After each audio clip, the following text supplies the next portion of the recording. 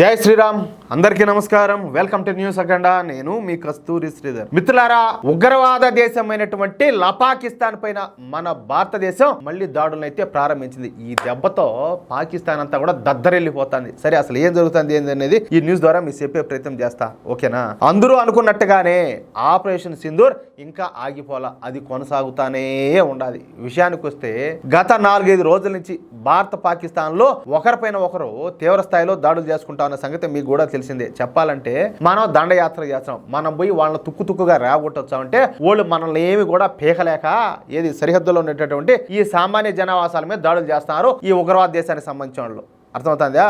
సరే, ఈ దాడుల్లో మనకు జరిగినటువంటి నష్టం ఒక 1% అయితే, లేకపోతే 0.1% అయితే, పాకిస్తాన్కు జరిగినటువంటి నష్టం 100%. అయితే పాకిస్తాన్కు గుండెకాయ లాంటి తీవ్రవాద స్థావరాలను భారత్ అయితే ధ్వంసం చేసేసింది. ఈ దాడులలో పెద్ద సంఖ్యలో తీవ్రవాదులంతా కూడా కుక్క సాగు తెచ్చారు. అంతేకాకుండా పాకిస్తాన్కు చెందినటువంటి 8 రక్షణ వ్యవస్థలు నాశనం అయిపోయినాయి. అనేక పాకిస్తాన్ ఎయిర్ బేస్లు ధ్వంసం అయిపోయినాయి. అనేక రాడార్ స్టేషన్లు కూడా కుప్పగొలిపినాయి. అంటే పాకిస్తాన్కు తీవ్రమైనటువంటి నష్టం అయితే వాటిల్లిందనమాట. ఇక అప్పుడు అమెరికా ముందుకొచ్చి మధ్యవర్తిత్వం వహించింది. ఇరు దేశాల మధ్యన శాంతి చర్చలను ఏర్పాటు చేసేందుకు అమెరికా అయితే శతవిధాలా ప్రయత్నం చేసింది. అందుకు భారత్ ఒప్పుకొని ఈ దాడులకు కొంచెం స్వల్పకాలిక బ్రేక్ అయితే వేసిందనమాట. అయితే పాకిస్తాన్ మాత్రం అమెరికాతో ఒప్పుకొని మళ్ళీ రాత్రి భారత్ మీదకి ఒక 40 డ్రోన్లను మిసైల్స్ను ప్రయోగించిందనమాట. అంతే, ఇక రెచ్చిపోయినటువంటి భారత సైన్యం మన సత్తా ఏంటో పాకిస్తాన్కి అయితే రుచి చూపించింది. ఈ రోజు తెల్లవారుజామున 5 గంటల సమయంలో మన భారతీయ సేనలు పాకిస్తాన్ మీద భీకర స్థాయిలో దాడులు చేశారు. నిజానికి పాకిస్తాన్ రాజధాని ఇస్లామాబాద్ అయినప్పటికీ పాకిస్తాన్ ఆర్మీ ప్రధాన కార్యాలయాలన్నీ కూడా రావల్పిండిలోనే ఉంటాయి. పాకిస్తాన్ ఆర్మీ చీఫ్ తో పాటు పాకిస్తాన్ త్రివిధ దళాలకు చెందినటువంటి జనరల్, మార్షల్స్, ఇతర అధికారులు ఈ రావల్పిండిలోనే ఉంటారు. అందుకే పాకిస్తాన్ కు ఇస్లామాబాద్ కన్నా రావల్పిండి ప్రధాన నగరంగా కొనసాగుతుంది. ఈ రావల్పిండిలో చెక్వాల్ అనే ప్రాంతం ఉంటున్నది.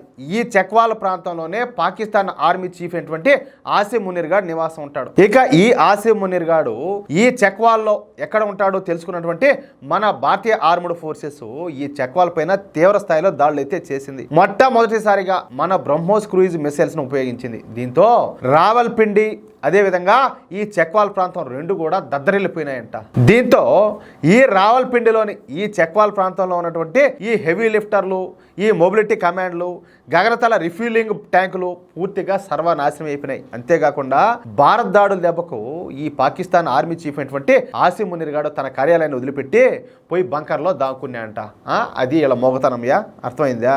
ఈ విధంగా భారత్ ఒక చెక్వాల్ మీద మాత్రమే కాకుండా రఫీకు, మురీదు, రెహ్మర్ ఖాను, సుక్కూరు, చునియను, వీళ్ళ దరిద్రపు ఏందో వీళ్ళేందో వీళ్ళ పేర్లేందో కానీ ఈ విధంగా భారత్ ఒక చెక్వాల్ మీద మాత్రమే కాకుండా సియాల్కోట్లని మిలిటరీ స్థావరాలన్నింటి మీద భారత్ అయితే దాడులు చేసింది. ఈసారి అత్యాధునికమైనటువంటి బ్రహ్మోస్ మిసైల్ తోనూ అదేవిధంగా గైడెడ్ మిసైల్స్ తోనూ భారత్ పెద్ద ఎత్తున దాడులు నిర్వహించింది. అది కూడా ఉదయం 5 గంటల సమయంలో. ఈ దెబ్బకు పాకిస్తాన్ లో ఉన్నటువంటి ఈ వైమానిక స్థావరాలు, ఆయుధ నిల్వల కేంద్రాలు, కమాండ్ కంట్రోల్ సెంటర్లు, రాడార్ సైట్లు, అదేవిధంగా ఎయిర్ బేస్ లో పూర్తిగా ధ్వంసం అయిపోయినాయంట. పాకిస్తాన్ లోని పంజాబ్ ప్రావిన్స్ లోని రఫీక్ ప్రాంతంలో ఈ రఫీక్ వైమానిక స్థావరం ఉండాలి. ఇది పాకిస్తాన్ మొత్తం మీద అతిపెద్ద వైమానిక స్థావరం. పాకిస్తాన్ అత్యాధునిక విమానాలను ఇక్కడే నిలిపుంచుతుంది. ఇక్కడ 10,000 మీటర్ల పొడవైనటువంటి రన్వే కూడా ఉండాలి. అయితే ఇప్పుడు భారత్ ఆ ఎయిర్ బేస్ ను ధ్వంసం చేయడంతో ఇక పాకిస్తాన్ కు వచ్చినటువంటి ఆ విమానాలు పనిచేయకుండా పోయినాయి. ఇంకా ఎయిర్ బేస్ లేకపోతే ఎట్లా పని చేస్తాయి?